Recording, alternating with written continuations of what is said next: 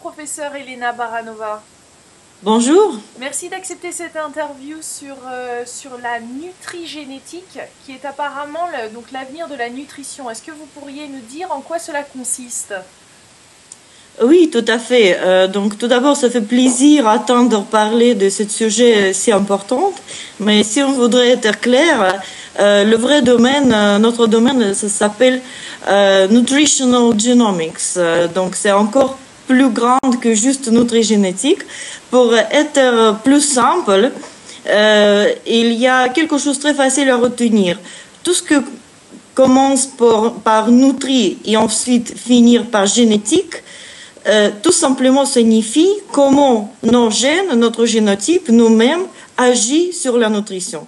Tout ce qui finit par omics, par exemple nutrigenomics, ou nutrigenomics en anglais, c'est en inverse, c'est comment la nourriture, tout ce qu'on mange, tout ce qui rentre dans notre corps, agit sur nos gènes.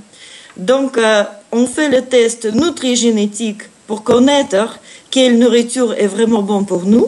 Et on fait des recommandations nutrigénomiques pour savoir comment on peut influencer notre génome, nos capacités, comment on peut évoquer notre potentiel pour pouvoir justement rester en harmonie avec nos gènes et puis faire travailler nos gènes pour nous également. Aujourd'hui, j'ai une bonne nouvelle à vous annoncer. Parce qu'il y a déjà 9 ans, comme on vit ce qu'on appelle l'ère post-génomique. Ce que ça veut dire? Ce que ça veut dire qu'on peut utiliser nos connaissances en génétique dans notre vie quotidienne. Maintenant, si je vous pose la question, est-ce que vous-même, vous utilisez vos connaissances en génétique dans votre vie quotidienne, comme vous mangez, comme vous buvez, comme vous allez dormir, puis vous allez au travail? Donc malheureusement, pour la majorité de la population, aujourd'hui, la réponse est encore non. Pourtant, suite à la finalisation du projet Génome humain en 2003, et puis même 3 ans avant, on a déclaré l'ère qui s'appelle post-génomique, qui signifie utilisation des connaissances de notre génome.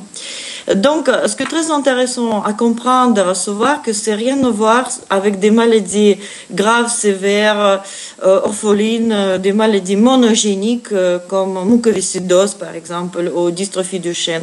On est dans un autre créneau qui s'appelle génétique pour la santé. Qu'est-ce qu'on peut faire pour la santé dans notre vie quotidienne, vous, moi, nos amis, notre entourage, comment on peut préserver notre santé.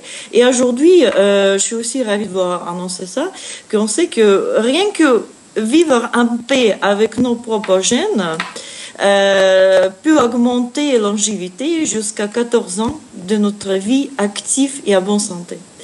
Uniquement si vous connaissez de quoi vous êtes capable. Quelles sont vos capacités? Bon, je vais vous donner un autre exemple. Des gens qui ont le peau claire vont pas au soleil ou essaient de protéger. C'est pas tout à fait normal parce qu'on sait sinon ils vont avoir des brûlures ou vieillissement prématuré. Donc il y a beaucoup d'autres capacités dans notre corps qui sont beaucoup moins visibles par rapport à la couleur de notre peau, qui peut aussi être protégées ou évoquées selon qu'est-ce que nous avons, quel est notre potentiel. Est-ce que vous êtes sûr que c'est vraiment le jus d'orange et pas le jus de tomate qui est bien pour vous? Est-ce que vous savez que quand vous prenez une tasse de café, vous déclenchez une cascade des réactions, ce qu'on appelle notamment détoxication, qui ne sont pas forcément très bons pour notre corps. En même temps, ça peut stimuler notre système par rapport aux risques cardiovasculaires, donc, etc. Le liste est très longue. Mais aujourd'hui, ce qu'on est capable de faire, ce qu'on peut faire, c'est effectivement établir et réaliser des programmes pratiques pour des gens, indépendamment de leur état de santé, pour voir et dire quelle est la meilleure façon d'être par rapport à la nutrition dans chaque cas précis. Et encore plus, aujourd'hui, les nutrigénétiques sont conseillés indépendamment de présence ou absence d'une maladie. C'est quelque chose qui nous aide tout simplement à gérer mieux notre quotidien. Et il y a quelques années, en 2004-2005, l'Europe a investi 145 millions d'euros rien que pour la réalisation des programmes nutrigénétiques et nutrigénomiques en cadre de gouvernement européen, donc de la priorité qui s'appelait Food Safety and Quality, donc la qualité et sécurité de la nourriture, pour étudier comment nos gènes peuvent agir par rapport à différents facteurs de l'environnement.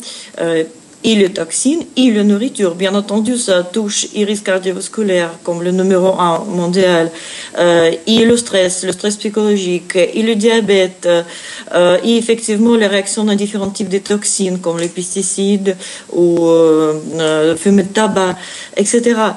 Mais aujourd'hui, ces connaissances sont disponibles à un grand public. Il y a un réseau exceptionnel qui existe au monde qui s'appelle NUGO. Ça veut dire Nutritional Genome, NUGO. Donc c'est une organisation internationale, mondiale, qui regroupe les connaissances en nutrigénétique et nutrigénomique pour le rendre au public, pour le rendre utile.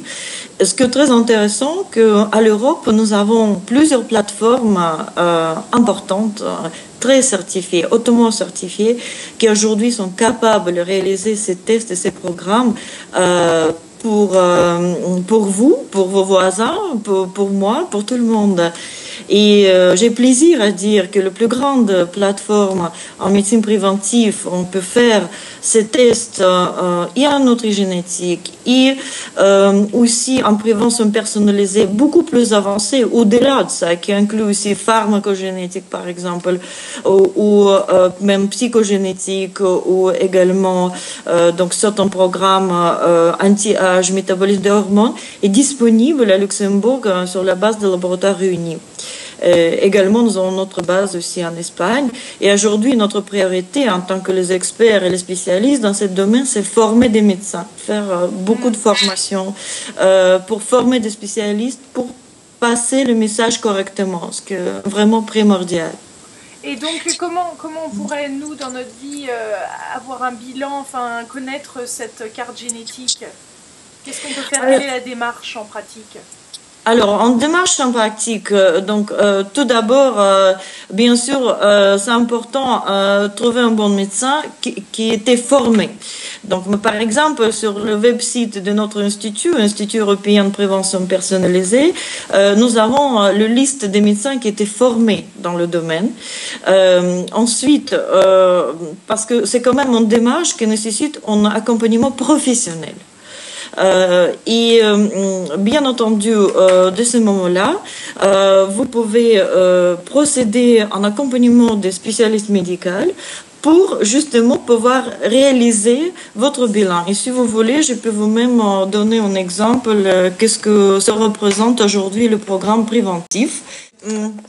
Santé dentaire et parodontose, on peut voir que malgré le mode de vie optimal, il y a une sensibilité génétique qui est quand même importante. Donc, qu'est-ce qu'il faut faire? Ce n'est pas quelque chose de passif, c'est quelque chose où on peut agir précisément. Parce que le vrai message, c'est pour mieux prévenir, il faut prédire. Qu'est-ce qu'il faut prévenir? Donc, automatiquement, donc, du moment qu'on améliore certaines habitudes de la personne et on adapte le traitement, donc le mode de vie qui est optimal, mais qui ne se suffit pas dans ces cas, va devenir protectif. Et donc, effectivement, le résultat final sera aussi un potentiel de la protection et pas de danger. Donc, on peut agir. Donc, comme des patientes ou des gens ou des médecins me demandent est-ce que nous avons des bons ou des mauvais gènes? Il n'y a pas ni bons ni des mauvais gènes, il y a des mauvais ou des bonnes habitudes. Il faut savoir pour chaque personne, est-ce qu'il faut vraiment commencer par la prévention à travers le cholestérol, ce qu'on entend parler tout le temps, donc faire surveiller votre cholestérol, ou peut-être c'est un domaine complètement différent. Peut-être c'est la sensibilité plus augmentée à stress psychologique qui peut déclencher vers l'hypertension ou donc même la dépression dans ce cas, ou c'est peut-être santé dentaire ou osseuse, etc. Ça veut dire qu'on peut pas justement rester aveugle, mais on peut agir directement sur nos gènes pour faire travailler nos gènes pour nous en adaptant toutes les recommandations par rapport à la personne. Donc c'est vraiment en prévention haute couture, sur mesure, qu'on est capable de réaliser.